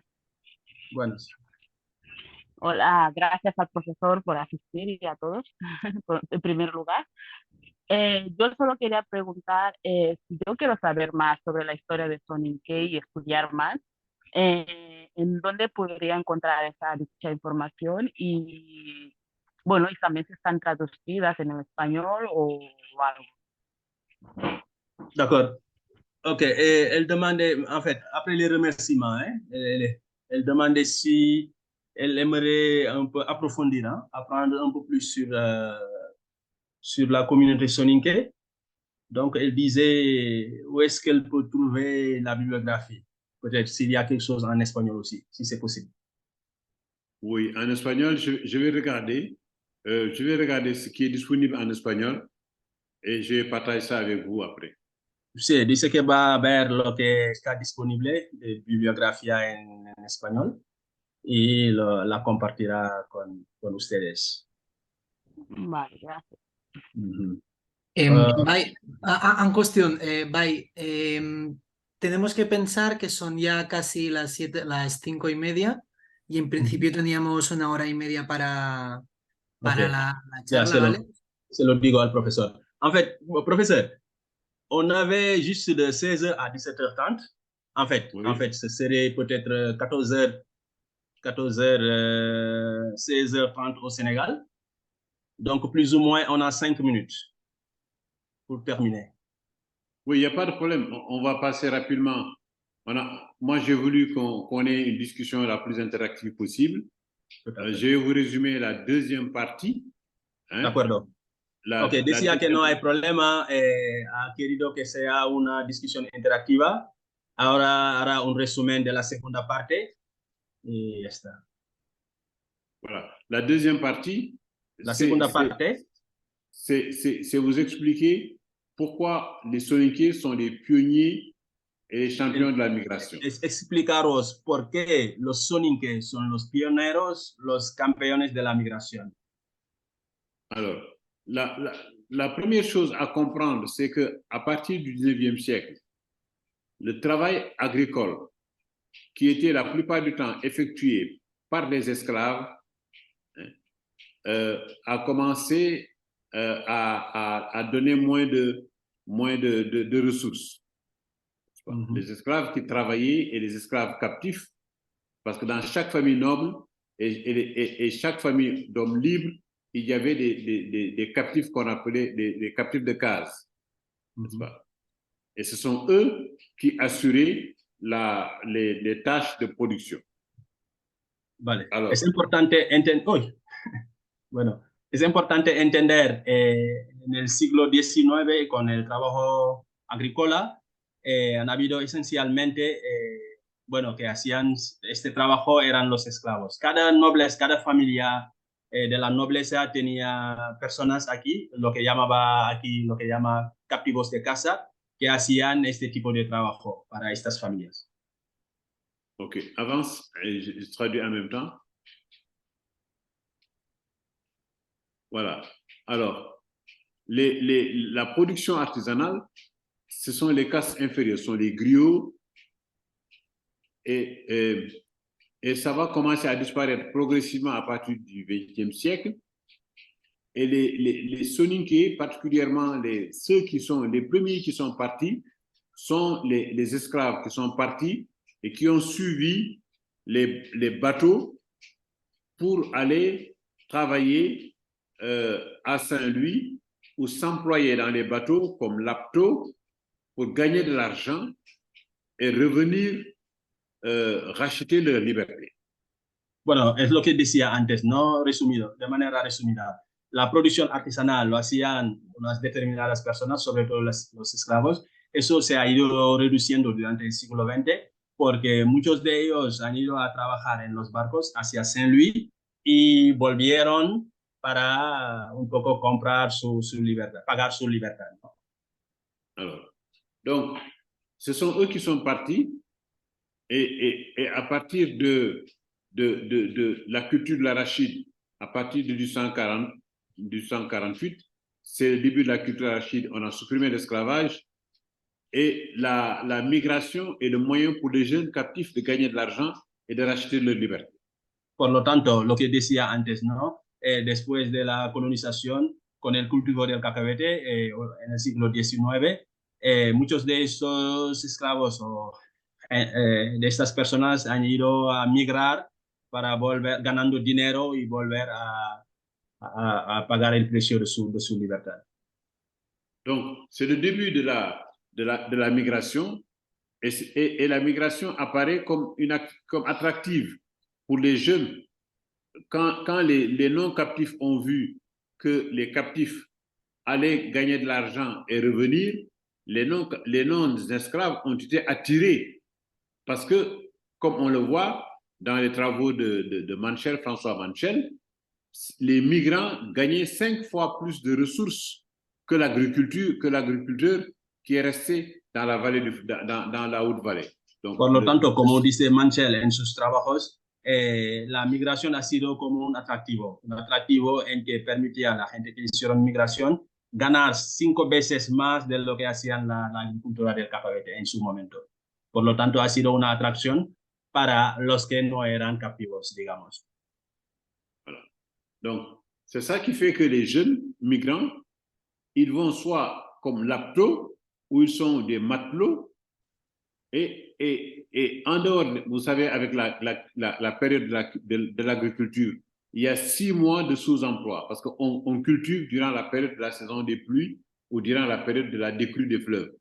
Il y a une partie de l'année, 6 mois de l'année, où les gens ne sont pas occupés par l'agriculture. Donc, les gens profitent de cette période pour aller chercher l'argent, s'engager comme matelot, s'engager comme lapto dans les bateaux pour pouvoir aller gagner de l'argent. Por lo tanto, ¿no? Este periodo de los 6 meses que no haya trabajo de campo, bueno, aprovecharon para hacer migraciones como lapto o matelot en las navegaciones y poder, pues, ganar algo. Alors, c'est ça qui fait qu'on va les retrouver soit dans le bassin arachidier comme pour cultiver, ou alors ils vont suivre les lignes, les bateaux, ils vont aller à Saint-Louis, Dakar, Bathurst, Grand Bassam, en Côte d'Ivoire, ou alors on va les retrouver dans les ports français comme à Marseille, à Bordeaux, La Rochelle ou Le Havre. Por lo tanto, hay tres lugares donde estuvieron esta gente, en la zona del cacahuete, cuando toca, o en las zonas marítimo, en Saint-Louis, Dakar y otras zonas, Costa de Marfil, digamos, o en la zona de los puertos franceses, Marseille, Bordeaux y La Rochelle, Le Havre también. Alors, donc, ce sont eux qui ont valorisé la migration. Alors que dans les autres sociétés, ceux qui partent en migration sont mal perçus. Au contraire, avec les Soninké, dès le départ, la migration est bien perçue, la migration est valorisée. Por lo tanto, para los Soninké, la migración ha sido muy valorizada, diferente de las otras etnias en su momento. Voilà. Donc, les communautés, les autres communautés autres que la communauté, quand il y avait des Wolofs, par exemple, ou des Sérères qui partaient en migration, il y avait un phénomène des sociétés pour la pression, la famille faisait de la pression pour qu'ils reviennent, n'est-ce pas? Et les communautés étaient angoissées lorsque les jeunes partaient. Mais ce n'est pas le cas des Soninké. Les Soninké, dès le départ, ont valorisé la migration. Por lo tanto, han valorizado la migración desde el momento uno, diferente de las otras comunidades como los Wolof y otras comunidades que veían que la migración no era la solución o era mal vista. Voilà. Et malheureusement, ce sont des romans qui sont en français, qui représentent le modèle de la ville. Quand on partait en ville, c'était considéré comme un lieu de déperdition. Mais avec les Soninké, ce n'est pas le cas. Non, au contraire, c'est une source de valorisation. On gagne en expérience, on va gagner de l'argent et on investit pour la communauté. Por lo tanto, hay unas obras, ya tenemos en francés, por desgracia, pero bueno, que podéis ver que la ciudad era como un lugar de desperdición diferente de lo que creían los Soninké en el momento uno, ¿no? Es un lugar para salir de esta problemática, ¿no? Donc, on peut dire que c'est le modèle Soninké. Lorsque l'on regarde comment le monde a évolué entre les années 50 et 90, où de plus en plus il y a des migrants et la migration est perçue maintenant comme un modèle de réussite vers l'Europe ou vers le reste du monde, on peut comprendre que c'est véritablement le modèle Soninké qui a été adopté par les autres communautés qui se sont engagées dans la migration. Por lo tanto, podemos decir que el modelo Soninké en temas de migración ha dado una visión diferente. Eso lo podemos decir durante los años 1950-90, en que este modelo, en un primer momento criticado o rechazado, ha dado paso a ser un modelo de éxito en todo el tema de la migración en Europa y en otras partes del mundo. Oui. Y que otras comunidades han ido haciendo. Voilà. Et aujourd'hui, quand vous regardez les jeunes, tout le monde, la majorité des jeunes sont tournés vers l'immigration. Por lo tanto, si miremos hoy el imaginario de los jóvenes, todo el mundo está pensando en migrar, ¿no? Et aujourd'hui, les jeunes font le choix entre ou Barça ou Barzac, soit rejoindre Barcelone, et Barcelone, c'est l'Eldorado, c'est le modèle de l'immigration, c'est le modèle de réussite, ou périr en allant à Barzac, c'est-à-dire l'échec social. Por lo tanto, se puede notar, ¿no? La opción trágica de los jóvenes, es decir, llegar a Barcelona o morirse al mar. O sea, llegar a Barcelona como el Eldorado, el modelo de éxito, o morirse al mar, que sería el infierno y un fracaso social. C'est ça. Alors, donc, c'est ça, on avance. En fait, professeur, il y a une personne qui a levé sa main. Sadi? Oui. S'il vous plaît. On est à 36, hein? On a dépassé le... Bon. No sé si hay mucho tiempo, perdonaré. Quería hacer una pregunta, sin ahora que estamos con el tema de la inmigración, que los soninques han hecho tanto para ganar su libertad y todo. Quiero saber si el profesor nos puede explicar un poco en qué momento de la historia hay tanta, ¿cómo se llama? Entre los soninques hay tanta, ¿cómo se llama ahora? Hay tanta diferencia social entre nosotros mismos. ¿Por qué de eso y en qué momento de la historia ha aparecido eso? Por ejemplo, yo que sé, en apellido Coulibaly. Vas a Mali, eso es Jore. Vas a Murtani, por ejemplo, es Come. O sea, que en qué momento de la historia todo eso ha pasado. A ver, En no fait, sé. elle aimerait savoir dans quel moment on a eu ces différences sociales. C'est en quel moment de l'histoire, en fait, sur les noms de famille. Oui, oui, mais ça, c'est durant toute la... Ça, c'est déjà depuis le 12e, 13e siècle jusqu'à maintenant. C'est-à-dire que OK. l'organisation sociale est une organisation hiérarchisée. Mhm. Quand on est, par exemple, griot par la naissance, ça se transmet de génération en génération. Eso es desde el siglo XII, ¿eh? Dice, y que haya estas diferencias o esta estructura social es desde el siglo XII. Quand Siglo c'est les XII. dramés, les dramés, ça se transmet par la religion. Donc, Por on est ejemplo, si marabout. hablamos de los drames, hay una herencia desde la religión, digamos. Quand on est Bachili, on fait partie de la chefferie. Por ejemplo, cuando es Bachili, son como los líderes, los jefes. Voilà. Donc, ça va changer avec quand l'école est introduite et qu'il y a de nouveaux modèles de mobilité sociale et avec la migration, c'est en ce moment-là que la hiérarchisation sociale s'atténue.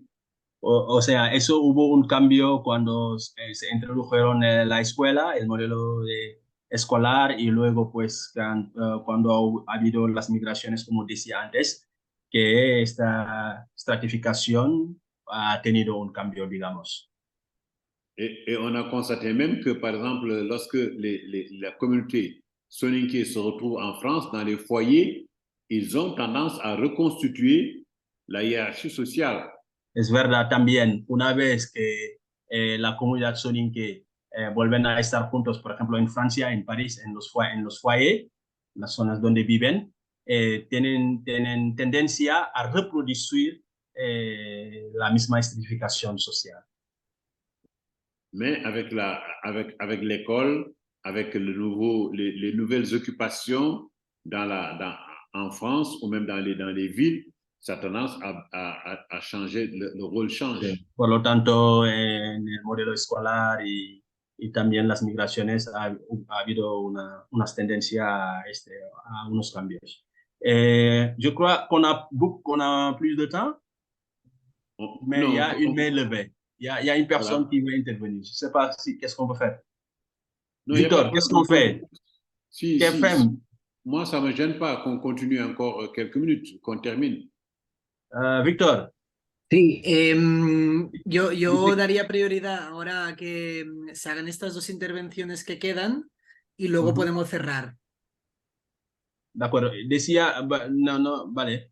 Dejamos las palabras a dos personas, Yenebu y MDLA. Yo creo que es Lola. Creo que es Lola, sí. Y dejamos el profesor Serrat. Sí. Professeur, on va donner la parole à deux personnes. D'accord. Après, vous pouvez revenir pour qu'on puisse continuer et puis terminer la dernière partie. Merci. D'accord. Sí, Lola, el micro.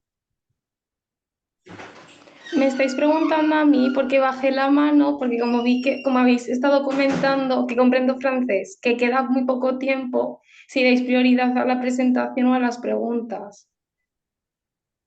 De acuerdo, es una opción.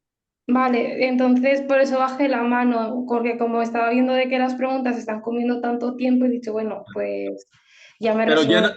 estamos en la misma situación con Yenabu. Ya. Dime. Decía que vemos tu mano levantada. O hacemos Sí, lo que pero dice yo me eso. puedo esperar hasta el final, para hacerle la pregunta. De acuerdo, Lola. Adelante. Non, moi je voulais dire seulement qu'on peut partager la présentation. Et moi et Victor, on va traduire ça au catalan ou à l'espagnol et on peut partager tout ça. Et pour que si maintenant on n'a pas le temps, pouvoir avoir toute l'information qu'il y a dans la présentation de Babacar. Muy bien, gracias Lola. Lo que haríamos después, dice Lola, harán la traducción entre ella y Víctor en castellano o catalán. Del material que Babacar está pasando por la pantalla, que tiene, bueno, pues que tiene todo el esquema de la presentación y os lo podemos pasar a todos en catalán o en castellano. Ok. Oui, professeur, s'il vous plaît. Oui, d'accord. Donc, pour résumer le reste de l'argumentation, c'est que la migration est devenue attractive, il y a un modèle, ce n'est plus simplement des individus qui migrent, c'est un projet familial, c'est un investissement, et quand les migrants gagnent de l'argent, ces migrants à la fois gagnent de l'argent pour eux, mais en même temps utilisent une partie de ces revenus pour leur propre communauté. Bueno, ya de manera resumida, el hecho de que haya migración, una migración atractiva, que cuando era un motivo personal, individual, ahora es un proyecto colectivo, familiar, que permite a las personas ganar dinero y investir para sus comunidades. Oui, et c'est le sens on valorise le voyage avec le Tuki, la reconnaissance sociale. Avec la reconnaissance sociale, si on fait des revenus, on peut vivre de façon confortable. On a une reconnaissance sociale si on partage ce qu'on a avec la communauté. Et le déterminant, c'est le partage. Si vous avez beaucoup de ressources, mais vous ne partagez pas, la communauté ne vous reconnaît pas. Por lo tanto, como podéis ver, ¿no? Habla del viaje, habla del reconocimiento social, habla del privilegio o confort, habla también de compartir todo lo que se tiene. Es muy importante poner énfasis en el hecho de compartir lo que uno tiene, si no la comunidad no te reconoce. C'est ça qui fait que même quand, par exemple, voilà, et je vous donne l'exemple ici, la communauté, c'est une diaspora mondiale, à peu près plus de 2 millions, mais on voit que la majorité de la population vit sur le territoire du Mali actuel, n'est-ce pas? C'est sur le territoire du Mali. Mais il y a des communautés un peu partout dans le monde, que ce soit en Côte d'Ivoire, au Niger, en Europe, en Amérique, en Espagne. Il y a, parce que quand on regarde des études sur la communauté soninké, on pense beaucoup plus à la France, mais on ne réalisait pas qu'en Espagne, il y a en Catalogne, il y a une communauté soninké de plus en plus importante. Bueno, así vemos la diáspora soninké, más de 2 millones en el mundo, y donde están ubicada, y hasta España también, dice. Y no pensar solamente en Francia. Voilà. Et le soninké, la langue, est reconnue comme langue nationale au Sénégal et au Mali, ainsi qu'en Mauritanie. Hein. Elle est utilisée dans les programmes d'alphabétisation, elle est utilisée dans les radios, hein, que ce soit au Sénégal, que ce soit en Mauritanie, que ce soit au Mali. La langue est largement utilisée. Bueno, la lengua soninké vemos que es una lengua nacional en Senegal, Mali.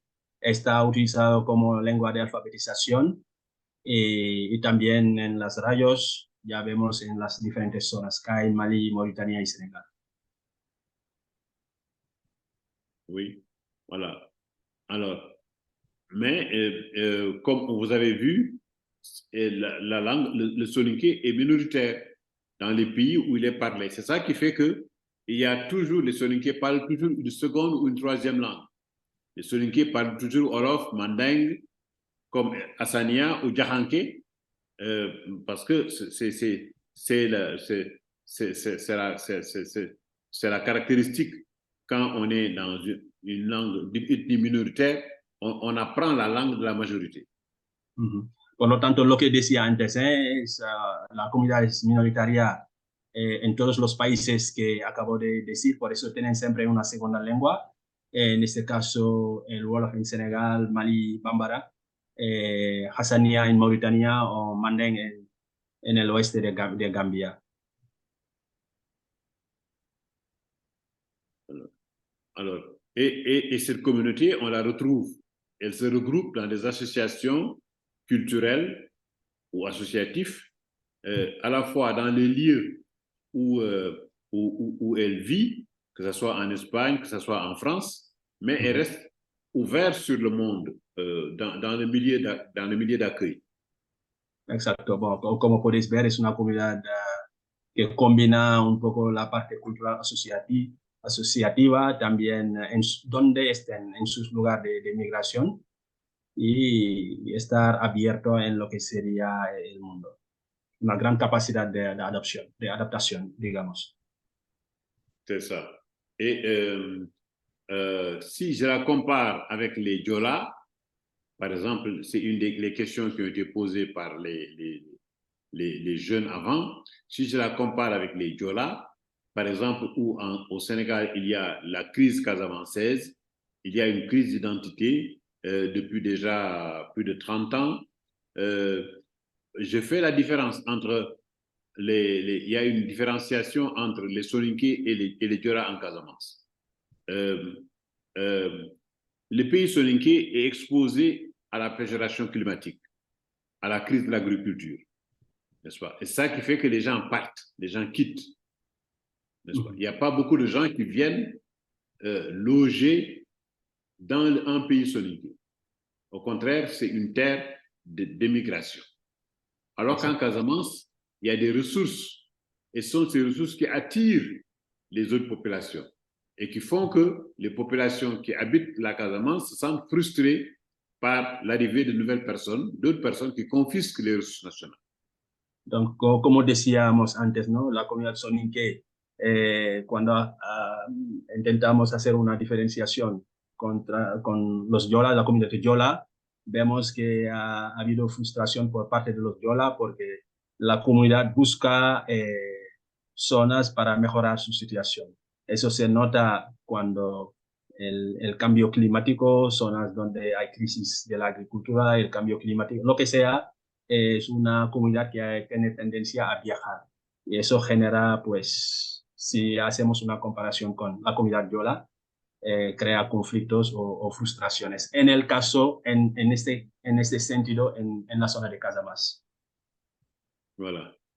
Donc, en conclusion, c'est un terroir qui a un passé de gloire, c'est un territoire, c'est un pays ouvert à la migration et la communauté a construit une diaspora dynamique à travers le monde et cette diaspora à travers le monde, elle organise des foires culturelles.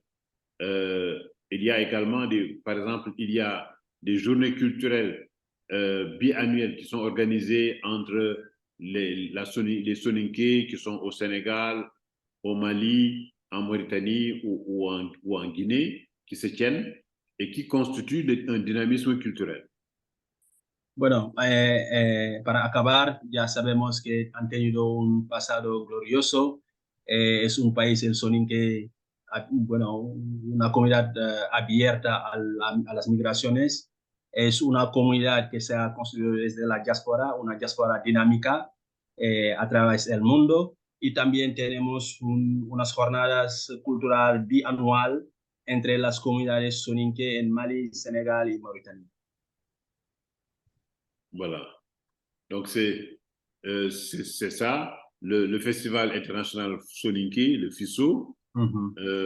Et les Soninké ont développé un modèle d'immigration pour surmonter les difficultés de la vie, mais en même temps pour s'épanouir et créer une communauté de solidarité. Et c'est ça qui est, je pense, que le plus important, c'est la capacité de la communauté à pouvoir se débrouiller, à créer des conditions de ressources et de partager ces ressources dans la solidarité. Bueno, es lo que decía tanto, ¿no? Del Festival Internacional Soninké, que decía las jornadas que organizan cada 2 años, y también en manera de de la resiliencia, han creado un modelo de inmigración, estrategias que les ha permitido sobrevivir, ¿no? Sobrevivir y crear su solidaridad desde la resiliencia.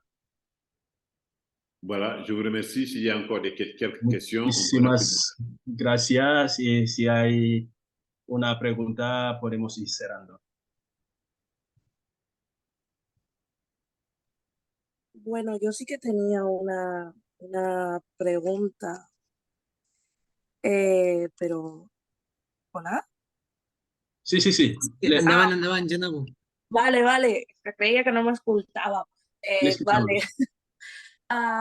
Quería preguntar, porque a mí me interesa mucho sobre el tema de la investigación.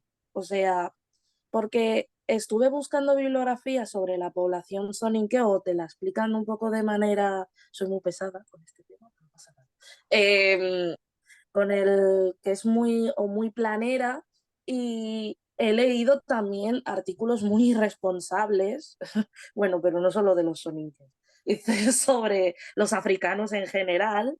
¿Y qué opina usted como historiador y también como investigador, o qué apelaría a la comunidad académica sobre estos artículos?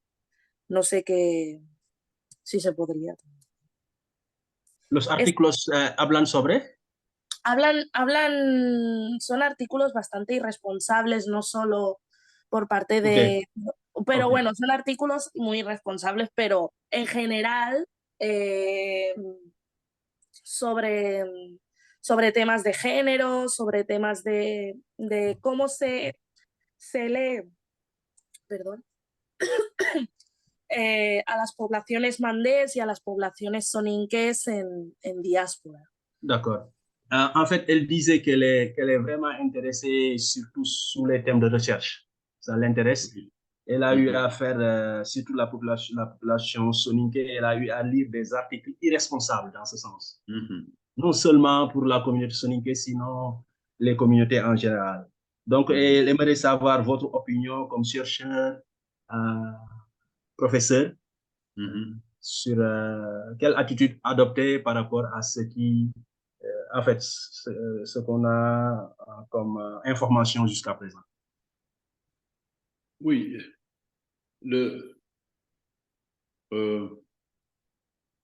moi, mon opinion, c'est qu'il faut avoir l'esprit critique. Il faut avoir l'esprit critique. Mi opinión es tener un espíritu crítico. Il y a normalement, un chercheur doit fonder tout ce qu'il écrit sur des sources vérifiées. Porque normalmente un investigador debería fundar sus escritos en las fuentes viables. Et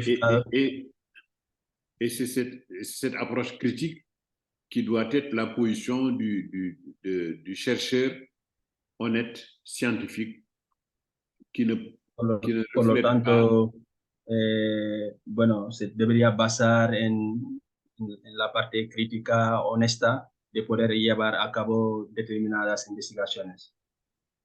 Que ne doit pas véhiculer des préjugés. No se debería vehicular prejuicios. Ou alors des prises de position, des opinions subjectives ou des mépris culturels, parce qu'il y a aussi souvent des mépris culturels. O desde tener, bueno, lo que sería falta de ¿cómo sería mépris? No lo sé. Falta de honestidad en este sentido a la hora de investigar o buscar información o elaborar artículos. C'est ça que je voudrais recommander. Por lo tanto, mi crítica va sobre todo en el investigador, la investigadora que emite artículos que no ayude a entender, sino que se basa en prejuicios. Es mi opinión.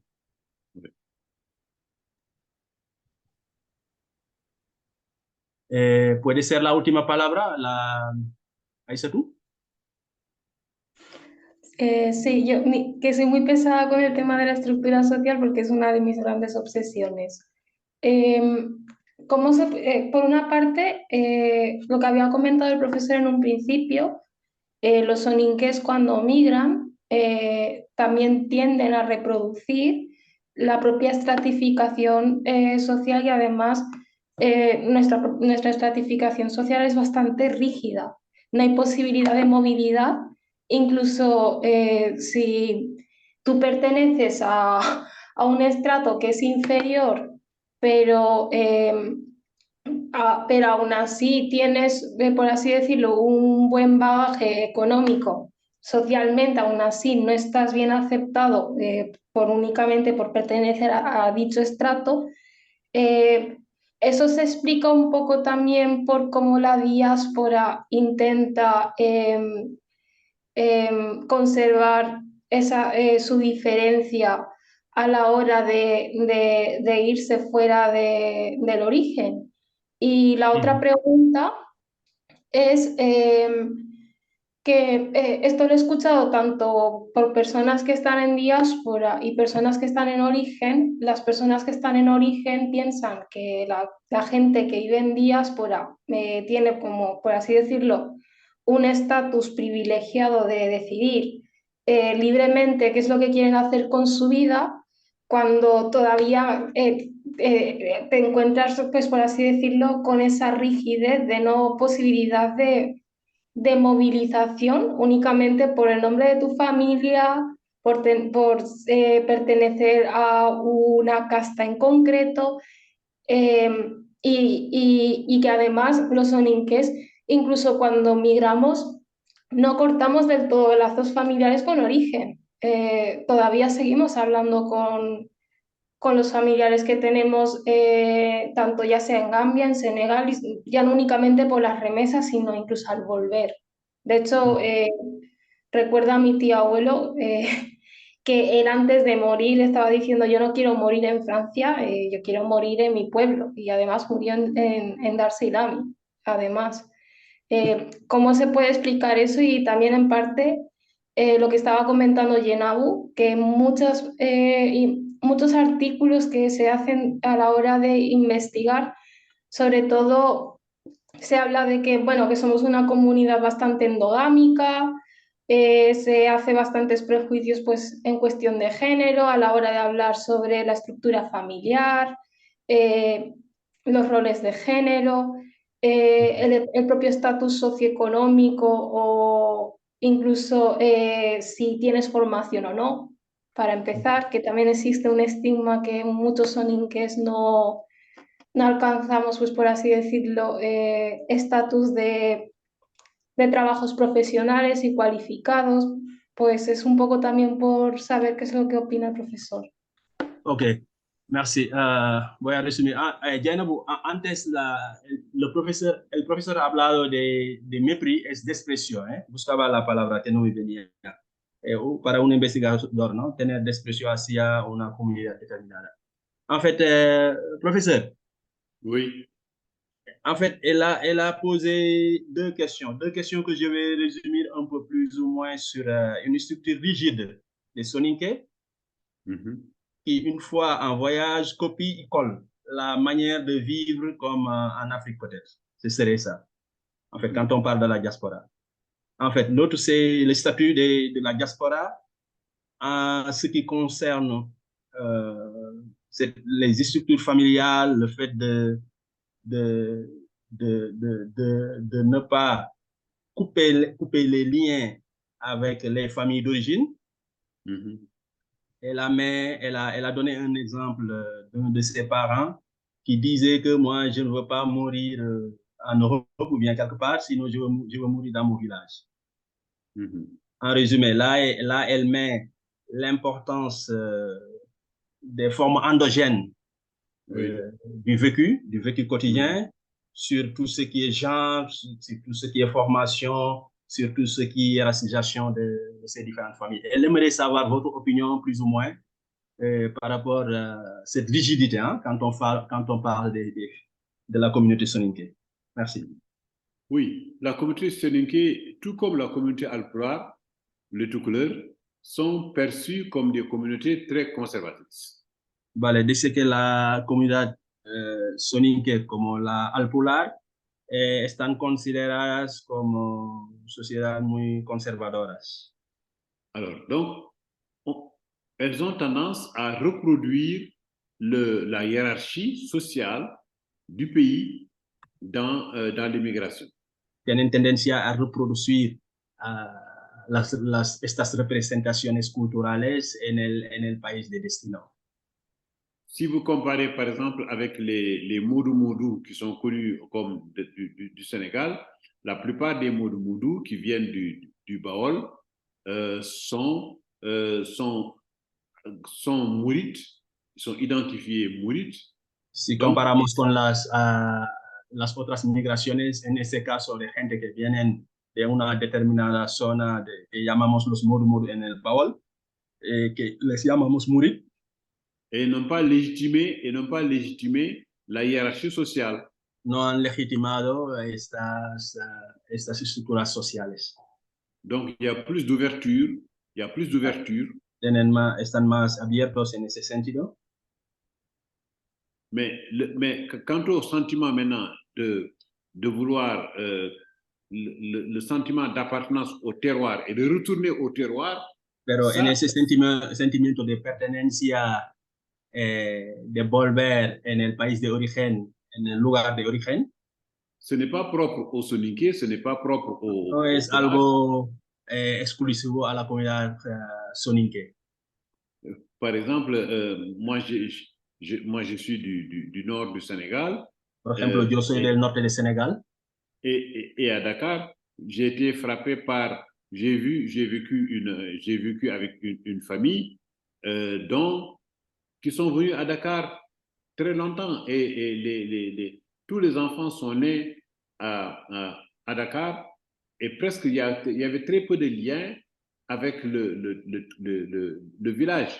Mais quand j'ai vu impactado para una familia en mi estancia a Dakar, de que hubo una familia que ha venido de un otro pueblo que ha tenido menos relaciones con el pueblo de origen, digamos. Et quand ces personnes meurent, elles demandent toujours à être enterrées soit dans le village d'origine ou avec les mourides à Touba. Por ejemplo, hay comunidades como los mourides siempre piden que se les enterran a Touba, en este caso, y hay otras comunidades que piden que se les llevan en su pueblo de origen. Parce qu'il y a une croyance que c'est dans le retour au terroir qu'on a des chances d'aller au paradis. Porque hay creencias que este retorno al territorio de origen es como una suerte para ir al paraíso. Voilà, donc c'est humain, je crois qu'il faut les comprendre culturellement. Bueno, eso es humano, hay que accepter la différence. Como algo cultural y forma parte de la vida. Je pense qu'avec la jeune génération, cette tendance va être atténuée, va disparaître progresivement. Puede ser con la generación actual, la más joven, estas tendencias se irán viendo cambiando.